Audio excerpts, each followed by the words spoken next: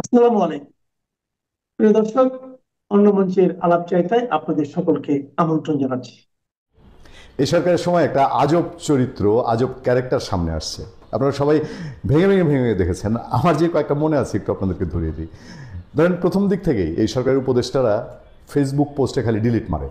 একেবারে সেই আসিফ মোহাম্মদ সজীব ভাইয়া যখন থেকে ইন্ডিয়ার সাথে ঝামেলা লাগাইছে, ভয়াবহ এক পোস্ট দিয়ে তারপরে ডিলিট মারছে। এরপরে ডিলিট মারার রোগে পাইছে আসিফ নজরুলকে, এই ডিলিট মারার রোগে ছুঁয়ে গেছে আপনার মাহফুজ আলমকে। বিভিন্ন সময় তারা ডিলিট মারে এবং ডিলিট মারাটা এমন একটা জায়গায় দাঁড়াইছে, মানে যদি তাদের অভ্যাসে পরিণত হয়েছে, এটা বুঝে গেছে বিএনপি স্থায়ী কমিটির সদস্য সালাউদ্দিন আহমেদ। ওই যে ১-১১ পদধ্বনি, 2 মিনিট পরে সালাউদ্দিন ভাই বললেন না যে দেখেন আবার ডিলিট করে কিনা, কিছুক্ষণ পর ডিলিট করে দিল। তো এই শুধু ডিলিট করা না, এরা একজনের কথায় আরেকজনের ভেজাল লাগাই দেয়া। আসিফ মোহাম্মদ কয়েকদিন আগে বললো না যে ইন্ডিয়ার সাথে 10টা চুক্তি বাতিল হয়েছে। তারপরে তো পররাষ্ট্র উপদেষ্টা বললো না না এরকম কোনো কাণ্ডই ঘটেনি, তার এটা বলা না বললেও পারতো এই কথা।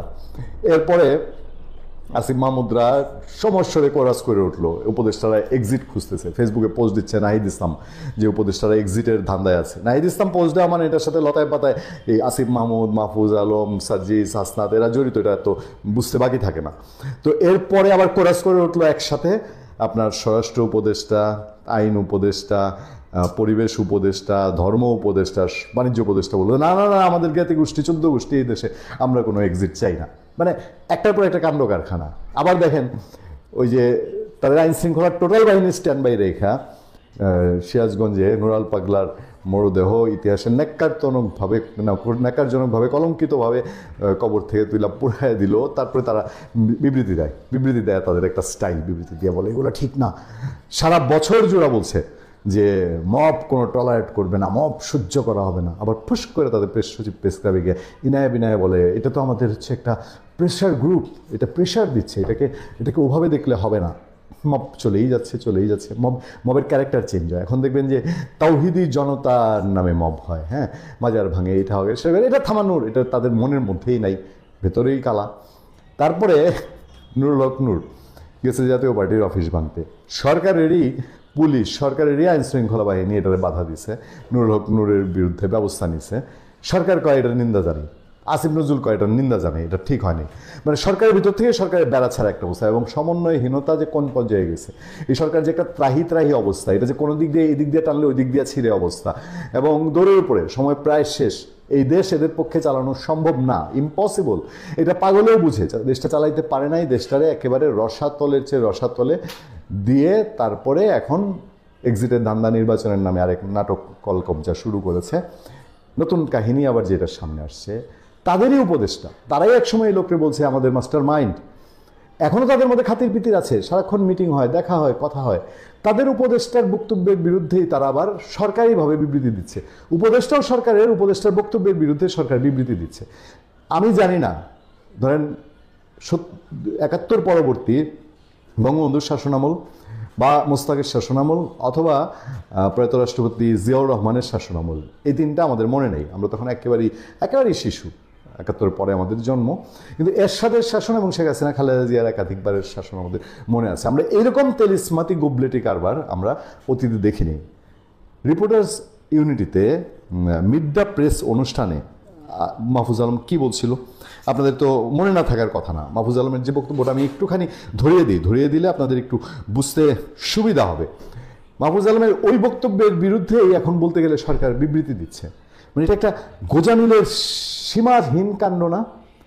মাহফুজ আলম সরকারের মেয়াদ সম্পর্কে কথা বলছে, সে বলছে নির্বাচিত সরকার আশা পর্যন্ত দায়িত্ব পালন করবে উপদেষ্টা পরিষদ। তারপরে এক জায়গায় গিয়ে মাহফুজ আলম যে কথাগুলো বলেছিল সেগুলো হচ্ছে অনুষ্ঠানে উপদেষ্টা পরিষদের সভা নভেম্বরেই শেষ হয়ে যাবে, মানে আগামী মাসে উপদেষ্টা পরিষদের সভা শেষ হয়ে যাবে, এরপরে আর উপদেষ্টা পরিষদের সভা হবে না বলে মন্তব্য করে তথ্য উপদেষ্টা মাহফুজ আলম তিনি মন্তব্য করেছেন। তথ্য মন্ত্রণালয়ের সংস্কার বাস্তবায়নের অগ্রগতি তুলে ধরতে গিয়ে মাহফুজ আলম এই তথ্য জানান। মানে নভেম্বরের পরে আর উপদেষ্টা পরিষদের বৈঠক হবে না, সেই ক্ষেত্রে তথ্য মন্ত্রণালয় তার যে কয়টা সংস্কার করা দরকার। ডিআরইউর আয়োজিত অনুষ্ঠানে প্রধান উপদেষ্টার প্রেস সচিব শফিকুল আলম উপস্থিত ছিলেন সেই অনুষ্ঠানে। আচ্ছা, তথ্য উপদেষ্টা বলেন গণমাধ্যম সংস্কার কমিশনের যে প্রস্তাব তার মধ্যে মোট 23টি প্রস্তাব ছিল আশুকরণীয়, যেটা এই সরকারের সময়সীমার মধ্যে করা সম্ভব। মন্ত্রণালয়ের কর্মকর্তা আমলারা পর্যালোচনা করে মোট 13টি, মানে 23টি বাস্তবায়ন সম্ভব, কিন্তু তার মধ্যে 13টি প্রস্তাব বাস্তবায়নের জন্য উদ্যোগ নিয়েছেন। এটা খুব শিগগিরই দেখা যাবে। তিনি বলেন এগুলো যে খুব বড় কিছু এরকম নয়, কিন্তু আমাদের যে সময়সীমা আছে তখন তো ছিল 3 মাস, মানে সংস্কার আগের কথা বলছি 3 মাস, এখন তো আর হয়তো 1 মাস আছে। কারণ এই যে জিনিসগুলো করা হবে সেটা ক্যাবিনেটেই করতে হবে, ক্যাবিনেটে করতে হবে, মানে উপদেষ্টা পরিষদের বৈঠকে করতে হবে, অথবা নীতিমালা বা অধ্যাদেশ প্রণয়ন করে করতে হবে। সেটা আমরা নভেম্বরের পরে আর করতে পারবো না, মানে ক্যাবিনেট নভেম্বরের পরে আর বসবে না, কারণ নভেম্বরেই ক্যাবিনেট ক্লোজ হয়ে যাবে, ক্যাবিনেট মিটিংটা ক্লিয়ার বলছেন। এরপর নির্বাচন কমিশন দায়িত্ব নেবে, নির্বাচন কমিশন দায়িত্ব নেওয়ার পর আর সম্ভবত ক্যাবিনেট মিটিং বসবে না। নভেম্বরের পরে ডিসেম্বরের ফার্স্ট উইকে ইলেকশন স্কেডিউল ঘোষণা করার কথা। সেই ঘোষণা করলে অটোমেটিকলি নির্বাচন কমিশনের হাতে সব চলে যেতে পারে। এই কাণ্ডের রিপোর্টটা এখন সমস্ত পত্রপত্রিকায় এসছে। সেখানে কি বলা হচ্ছে, ওই বক্তব্যগুলো মাহফুজ আলম যখন দিচ্ছে তখন প্রেস সচিব, খুব বাকপটু প্রেস সচিব সেখানে ছিলেন, যে ঢাকা রিপোর্টার্স ইউনিটির মিডডা রিপোর্টার্স অনুষ্ঠানে রবিবার উপদেষ্টা পরিষদের কার্যক্রম নিয়ে কিছু মন্তব্য করেন তথ্য উপদেষ্টা মাহফুজ আলম। সেটা গণমাধ্যমে প্রকাশিত হওয়ার পর কিছুটা বিভ্রান্তি সৃষ্টি করেছে বলে মনে করেন অন্তর্বর্তী সরকার। বিভ্রান্তি কিছু নয়, মাহফুজ আলম ক্লিয়ার বলছে যে ক্যাবিনেট নভেম্বরের শেষ। এখন বলতেছে যে বিভ্রান্তি সৃষ্টি করেছে বলে মনে করেন অন্তর্বর্তী সরকার। সোমবার প্রধান উপদেষ্টা প্রেস উইং থেকে পাঠানো এক বিবৃতিতে এই কথা বলা হয়। প্রেস সচিব কিন্তু ওই অনুষ্ঠানে উপস্থিত ছিলেন। বিবৃতিতে বলা হয়, বস্তুত সরকারের গৃহীত সংস্কার ও নীতিমালা প্রণয়নের কাজ নভেম্বরের মধ্যে শেষ করতে হবে এটা ঠিক নয়, বরং সংস্কার কার্যক্রম পূর্ণদমে চলমান থাকবে। বিপ্লবী সরকার হলে তারও চলমান থাকবে। এছাড়া উপদেষ্টা পরিষদ নির্বাচিত সরকারের কাছে দায়িত্ব হস্তান্তর না করা পর্যন্ত নিয়মিত দায়িত্ব পালন করে যাবে এবং উপদেষ্টা পরিষদের বৈঠকও নিয়মিত অনুষ্ঠান হয়। বৈঠক না করে তো পারবে না, এদের আরও কিছু মতলব আছে, সেই মতলবগুলো তাদের পালন করতে হবে। এবং প্রেস সচিব মহোদয় তিনি এই ব্যাপারে একটা তিনি তো আবার ফেসবুক পোস্ট খুব পছন্দ করেন, তিনি একটা ফেসবুক পোস্টও দিয়েছেন। সেই ফেসবুক পোস্টেও তিনি লিখেছেন যে অন্তর্বর্তীকালীন সরকারের বিবৃতি, ঢাকা অক্টোবর 27, 2025। গতকাল ঢাকা রিপোর্টার্স ইউনিটি মিড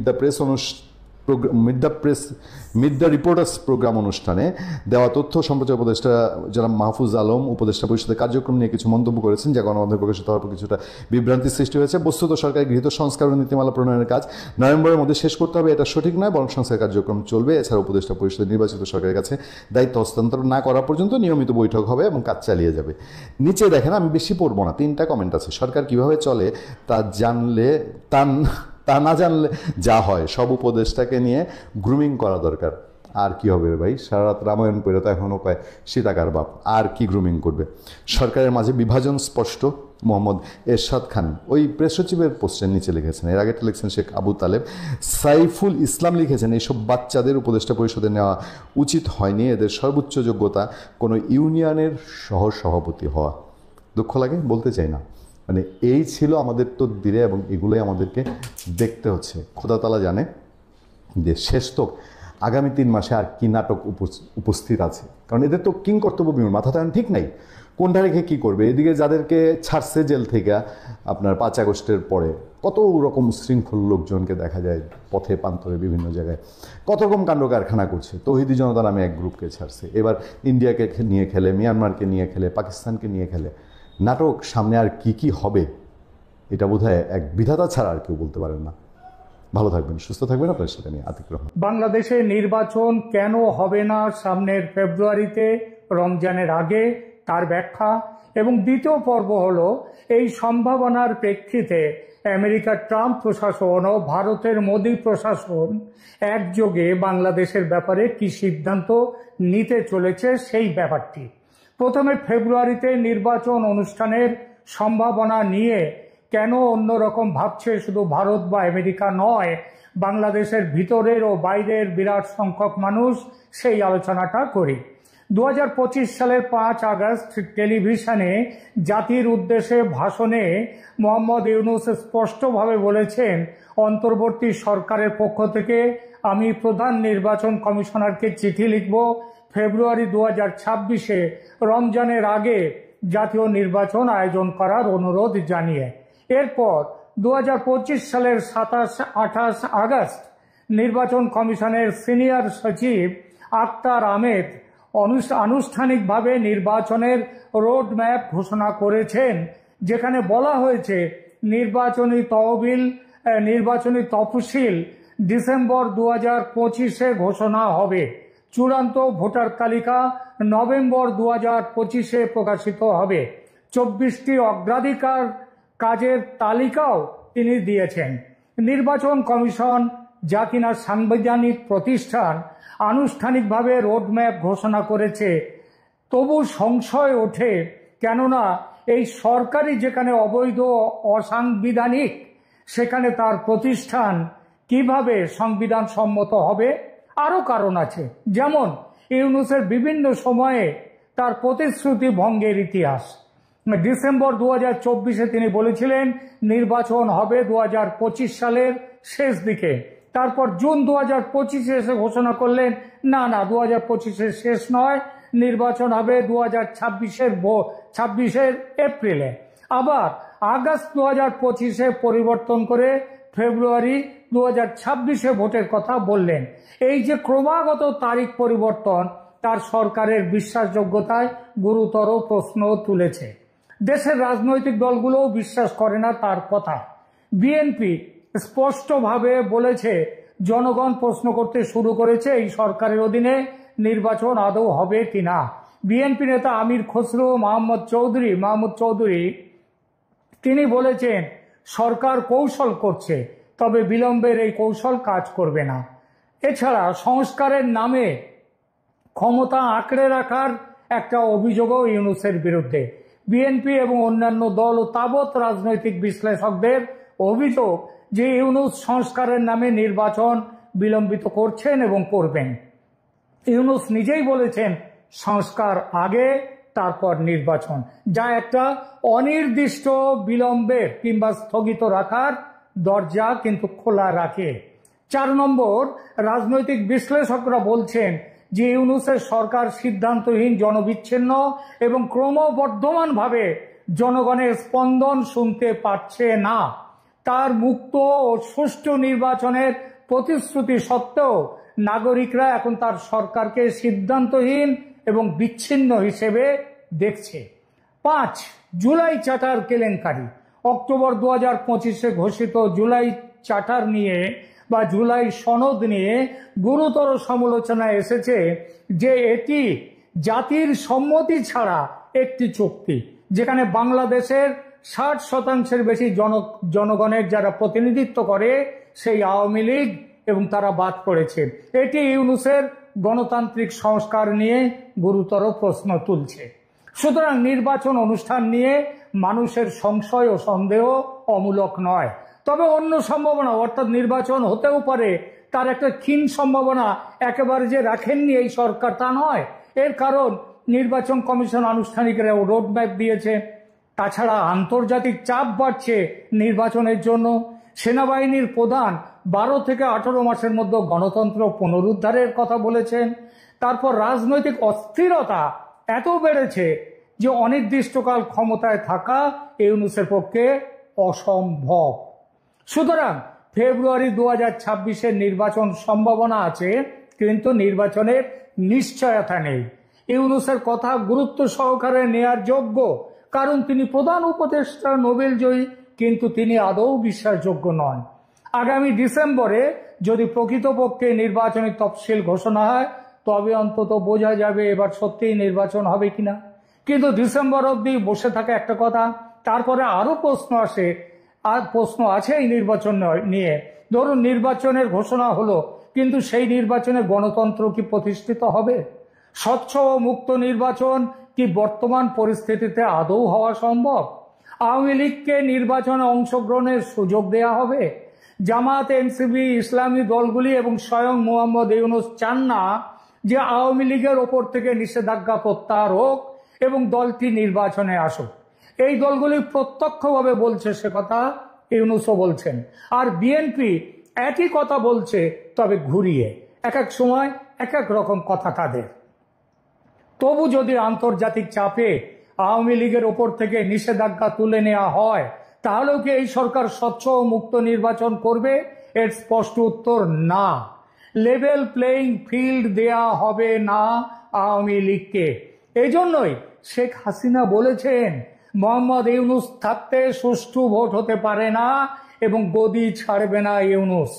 এটা যে হতে পারে এবং হবে সেটা জানেন মোদি এবং ট্রাম্প প্রশাসন। অথচ চুপ করে বসে থাকা যায় না, অপেক্ষা করা যায় না, তাহলে বাংলাদেশ একেবারেই ধ্বংস হয়ে যাবে। এখন খাদের কিনারে এসে দাঁড়িয়েছে, এরপরে অথল খাদে পড়ে যাবে। তাহলে শিল্প গেছে, অর্থনীতি গেছে, এবার জাতি দাঙ্গায় জড়িয়ে পড়বে দেশ। মৌলবাদী শক্তি দেশটাকে দখলের জন্য হন্য হয়ে উঠেছে। নির্বাচনকে রিগিং করে তারা নির্বাচনকে কি বলবো নিজেদের মতো করে ধ্বংস করে তারা ক্ষমতার দখল মজবুত করবে। আর এখানেই আসছে বিকল্প ব্যবস্থা, যে ব্যবস্থা ঠিক করেছেন মোদি ও ট্রাম্পের প্রশাসন একযোগে। এটি আজকের আলোচনার দ্বিতীয় পর্ব। আমার সংবাদ নয়াদিল্লির কূটনৈতিক মহলের ভিতরের অসমর্থিত কিন্তু নির্ভরযোগ্য সূত্রে পাওয়া। দুই দেশের কূটনৈতিক মহল এই প্রস্তাবকে বলছে বাংলাদেশের শান্তি ও গণতন্ত্র পুনঃপ্রতিষ্ঠার পথের সন্ধান, একটি বাস্তবসম্মত প্রস্তাব। আবার খেয়াল করবেন কথাটি, যে গণতন্ত্র এবং বাংলাদেশের শান্তি, বাংলাদেশকে সমৃদ্ধির পথে পুনঃপ্রতিষ্ঠার জন্য নতুন পথের সন্ধান, এবং এটি একটি বাস্তবসম্মত প্রস্তাব। 2024 সালের আগস্টে শেখ হাসিনা সরকারের পতনের পর থেকে আমরা যা দেখছি তা কেবল একটি রাজনৈতিক পরিবর্তন নয়, এটি একটি আদর্শগত সামাজিক রূপান্তর, যা কিন্তু ভালোর দিকে নয় বরং খারাপের দিকে, উদ্বেগের দিকে এগিয়ে নিয়ে যাচ্ছে বাংলাদেশকে। প্রথমত, বাংলাদেশে মৌলবাদের উত্থান, পরিসংখ্যান যা উপেক্ষা করা যায় না, সেই অনুযায়ী বাংলাদেশ হিন্দু, বৌদ্ধ, খ্রিস্টান ঐক্য পরিষদের প্রতিবেদন জানাচ্ছে 2024 সালের 4 আগস্ট থেকে 2025 সালের জুনের মধ্যে মাত্র 330 দিনে 2442টি সাম্প্রদায়িক সহিংসতার ঘটনা ঘটেছে, যা তার পূর্ববর্তী বছরের তুলনায় কয়েক গুণ। এই সহিংসতায় রয়েছে হত্যা, যৌন নিপীড়ন, গণধর্ষণ, উপাসনালয়ে হামলা, বাড়িঘর দখল এবং সংখ্যালঘুদের জোর করে বিতাড়ন। জাতিসংঘের মানবাধিকার কার্যালয়ের রিপোর্ট বলছে 2024 সালের জুলাই থেকে আগস্ট পর্যন্ত সহিংসতায় 1400 মানুষ নিহত হয়েছে। ওই এক মাসে 1 দেড় মাসে নিহত হয়েছে এই সংখ্যক মানুষ, যার মধ্যে 12% শিশু। আরো 22,000 মানুষ আহত হয়েছে। যুক্তরাষ্ট্রের আন্তর্জাতিক ধর্মীয় স্বাধীনতা কমিশন USCIRF জানিয়েছে যে বাংলাদেশের হিন্দু নারীরা অনেক জায়গায় এখন সিঁদুর ও বিন্দি বা টিপ পরা বন্ধ করে দিয়েছেন হয়রানি এড়াবার জন্যে। ইসলামী মৌলবাদী শক্তির পুনরুত্থান ভয়ঙ্করভাবে আরো উদ্বেগজনক হলো নিষিদ্ধ চরমপন্থী সংগঠনগুলোর প্রকাশ্য পুনরায় জেগে ওঠা।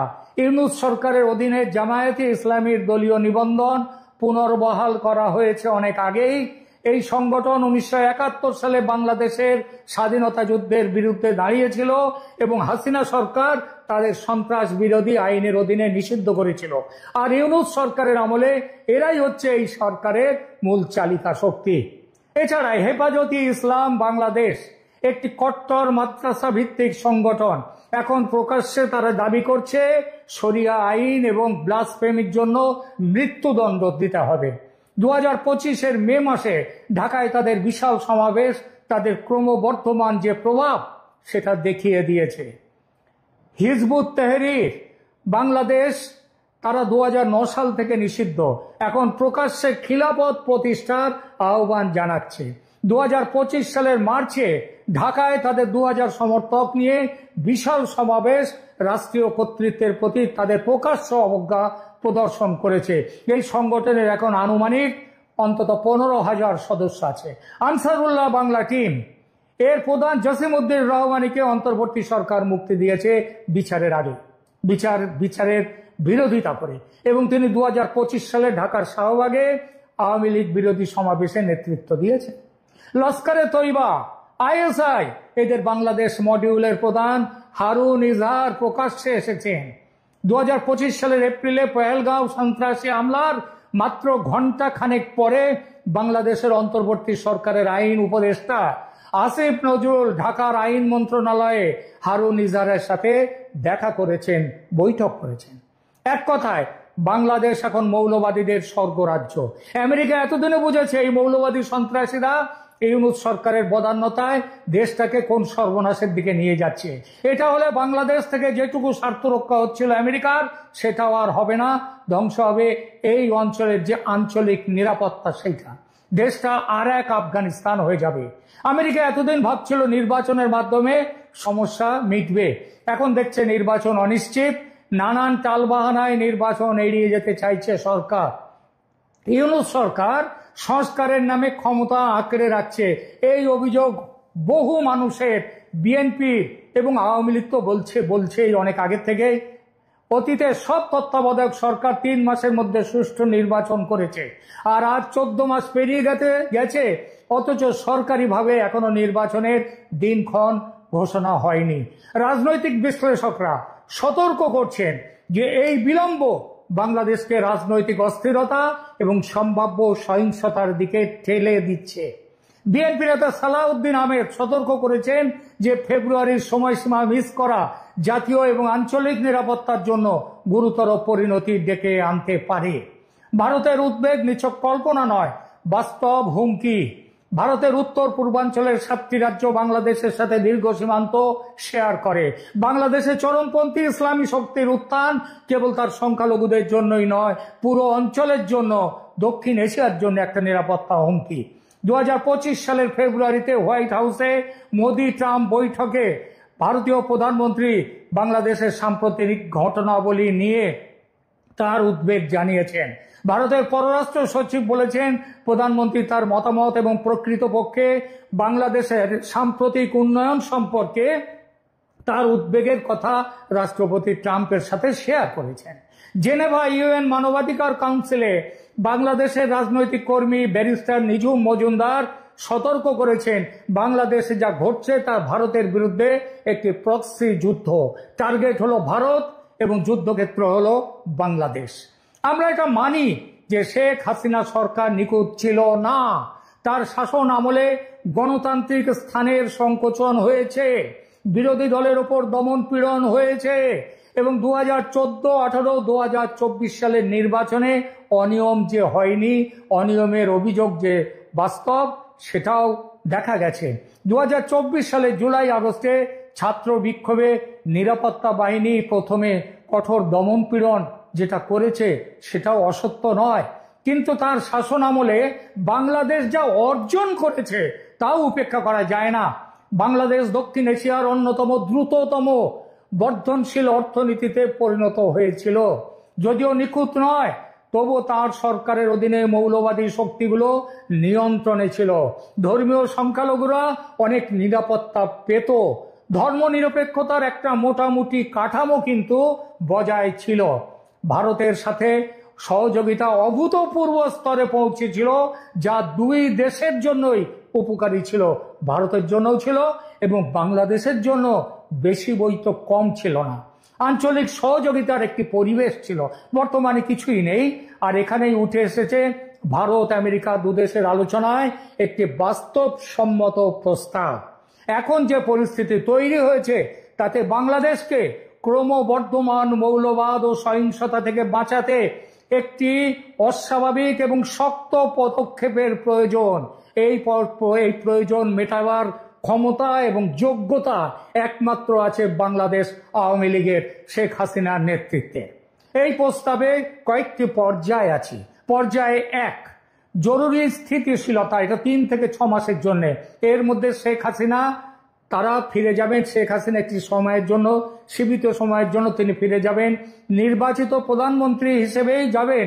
তবে তার মূল দায়িত্ব হবে একটি জাতীয় স্থিতিশীল সরকারের প্রধান হিসেবে তিনি যাবেন। তার প্রধান দায়িত্ব হবে চরমপন্থী সহিংসতা বন্ধ করা, আইন শৃঙ্খলা পুনঃপ্রতিষ্ঠা করা, সংখ্যালঘুদের নিরাপত্তা নিশ্চিত করা, মৌলবাদী সংগঠনগুলোকে নিয়ন্ত্রিত করা, দেশের অর্থনীতিকে আবার নিজের জায়গায় ভালোভাবে তুলে নিয়ে আসা আগের মতো। প্রয়োজনে এই মৌলবাদী সংগঠনগুলোকে নিষিদ্ধ করতেও তিনি পারবেন। এটা প্রথম পর্ব। দ্বিতীয় পর্যায়ে সংস্কার ও প্রস্তুতির জন্য 3 থেকে 6 মাস, তাহলে মোট হলো এ পর্যন্ত 6 থেকে 12 মাস। একটি সত্যিকারের স্বাধীন নির্বাচন কমিশন গঠন করবেন, সব রাজনৈতিক দলের সাথে আলোচনা করে দেশকে গণতান্ত্রিক ব্যবস্থার দিকে নিয়ে যাবেন। অবিলম্বে সমস্ত রাজনৈতিক বন্দী ও সাংবাদিকদের মুক্তি দেবেন। ড্রাকোনিয়ান যত কালা কানুন, তার আমলের কালা কানুনকে এই আমলে সরকার ব্যবহার করছে, সেই কালা কানুনগুলোকে বাতিল করে দেয়া। 3 নম্বর এই পর্যায়ের তৃতীয় পর্যায় গণতান্ত্রিক হস্তান্তর। 6 মাসের মধ্যে একটি মুক্ত, সুষ্ঠু, অন্তর্ভুক্তিমূলক নির্বাচনের ব্যবস্থা তিনি করবেন। সব দল তাতে সমানভাবে অংশ নেবে। কেন এই যে 3 পর্বের ব্যাপারটা, কেন এটা কাজ করতে পারে? মার্কিন প্রেসিডেন্ট ট্রাম্প স্পষ্টভাবে বলেছেন যে তিনি বাংলাদেশের বিষয়টি প্রধানমন্ত্রী মোদির ওপর ছেড়ে দিয়েছেন। এটি ভারতকে এই সংকটের সমাধানে নেতৃত্ব দেওয়ার সুযোগ দিয়েছে এবং ভারতের প্রধানমন্ত্রী মোদি ভারতের পক্ষ থেকে এই প্রস্তাব আমেরিকাকে দিয়েছেন এবং আমেরিকা প্রথমভাবে এই প্রস্তাব মেনে নিয়েছে। ট্রাম্প নিজে বলেছিলেন 2024 সালে যে তিনি বাংলাদেশের হিন্দু, খ্রিস্টান এবং অন্যান্য সংখ্যালঘুদের বিরুদ্ধে বর্বর সহিংসতার তীব্র নিন্দা করছেন। এই উদ্বেগ এখনো বৈধ এবং এমন একটি পদক্ষেপের জন্য আন্তর্জাতিক সমর্থন পাওয়া যেতে পারে যা এই সহিংসতা বন্ধ করতে পারে। সুতরাং ভারত এবং আমেরিকার যৌথ নেতৃত্বে এই ব্যবস্থা যদি হয়, কেউ প্রশ্নই তুলতে পারে যে কেন এই ব্যবস্থা কি গণতন্ত্রের বিরোধী নয়? এমন প্রশ্ন উঠতে পারে। তার উত্তরে বলার, বর্তমান পরিস্থিতি আরো বেশি গণতন্ত্র বিরোধী। ইউনূস সরকার নির্বাচিত নয়, ক্রমাগত নির্বাচন বিলম্বিত করছে এবং চরমপন্থী শক্তিগুলোকে পুনরায় জেগে ওঠার, বেঁচে ওঠার সুযোগ করে দিচ্ছে, তাদের বাঁচিয়ে তুলছে। একটি সীমিত সময়ের স্থিতিশীল সরকার, যার একমাত্র লক্ষ্য মুক্ত সুষ্ঠু নির্বাচন অনুষ্ঠান, গণতন্ত্র রক্ষার একটি পথ হতে পারে। দ্বিতীয় প্রশ্ন, শেখ হাসিনা যদি ক্ষমতা ছাড়তে রাজি না হন, মানে ক্ষমতায় আসার পর ইউনূসকে সরিয়ে দিয়ে তিনি ক্ষমতায় এলে তারপর যদি তিনি ছাড়তে রাজি না হন এবং নির্বাচন যদি তিনি এড়িয়ে যান, উত্তর, এটি একটি শর্তযুক্ত প্রস্তাব দেয়া হবে শেখ হাসিনাকে। আন্তর্জাতিক গ্যারান্টি দিতে হবে তাকে যে নির্ধারিত সময়ে তিনি নির্বাচন করবেন এবং তিনি ক্ষমতা হস্তান্তরিত করবেন নির্বাচিত দলকে। সে দল যদি তার দল হয় তাতেও আপত্তি নেই, সে দল বিএনপি হলে তাকে দেবেন, সে দল জামাত হলে তাকে দেবেন। তার নিজের রাজনৈতিক উত্তরাধিকারের জন্য একজন স্থিতিশীল, তিনি শুধু অন্যায় করে যাননি, স্বৈর শাসক নন, তিনি যে একটি দেশকে স্থিতিশীল করেছেন, এই ব্যাপারেও ইতিহাসে তার নাম মনে থাকবে। তৃতীয় প্রশ্ন, বাংলাদেশের জনগণ কি এটা মেনে নেবে? উত্তর, বাংলাদেশের জনগণ এখন দুটি পরিস্থিতির মধ্যে আছে: ক্রমবর্ধমান মৌলবাদ ও সহিংসতা এবং দেশের পিছিয়ে যাওয়া অর্থনীতিতে এবং প্রচন্ড দারিদ্র্যের মুখে যাওয়া, আর একটি হচ্ছে সীমিত সময়ের স্থিতিশীল ব্যবস্থা যা সত্যিকারের গণতান্ত্রিক নির্বাচনের পথ প্রশস্ত করবে। যদি স্পষ্ট রোডম্যাপ থাকে এবং আন্তর্জাতিক তদারকি থাকে, সেটা থাকবে, তাহলে বাংলাদেশের মানুষ সেটা সমর্থন করবে। কারণ বাংলাদেশের একটা বড় সংখ্যার মানুষ এখন বলছে হাসিনার আমলে, এর আগের আমলেই ভালো ছিলাম। এইবার শেষ করি। বাংলাদেশ একটি সন্ধিক্ষণে দাঁড়িয়ে আছে। একদিকে ইসলামী মৌলবাদ, সাম্প্রদায়িক সহিংসতা এবং আঞ্চলিক অস্থিরতার পথ, অন্যদিকে রয়েছে স্থিতিশীলতা, ধর্মনিরপেক্ষতা এবং সত্যিকারের গণতন্ত্রের সম্ভাবনার পথ। ইতিহাস আমাদের শিখিয়েছে যে কখনো কখনো অস্বাভাবিক পরিস্থিতিতে অস্বাভাবিক সমাধানের প্রয়োজন হয়। দ্বিতীয় বিশ্বযুদ্ধের পর জার্মানি এবং জাপানে, দক্ষিণ আফ্রিকায় বর্ণবাদের পর এবং অন্যান্য অনেক দেশে ক্রান্তিকালীন ব্যবস্থা গণতন্ত্র পুনঃপ্রতিষ্ঠায় সাহায্য করেছে। বাংলাদেশের সংকট শুধু বাংলাদেশের নয়, এটা দক্ষিণ এশিয়ার সংকট, এটি গণতন্ত্র বনাম মৌলবাদের সংকট এবং এই সংকটের সমাধানে ভারত, মার্কিন যুক্তরাষ্ট্র এবং আন্তর্জাতিক সম্প্রদায়ের সক্রিয় ভূমিকা প্রয়োজন। শেখ হাসিনার ফিরে আসা একটি সীমিত সময়ের জন্য, তারপর তিনি স্পষ্ট নির্বাচনী রোডম্যাপ দেবেন এবং আন্তর্জাতিক তদারকিতে নির্বাচন, এটি হতে পারে বাংলাদেশকে অতল গহ্বর থেকে বাঁচানোর একটি মাত্র পথ। এই পথে চলতে সহমত হয়েছে ভারত ও আমেরিকা। আশা করা যায় শীঘ্রই বাস্তবায়ন হবে এই পথের, অর্থাৎ হাসিনা ফিরে আসবেন, বাংলাদেশে খুব শীঘ্রই ক্ষমতা গ্রহণ করবেন।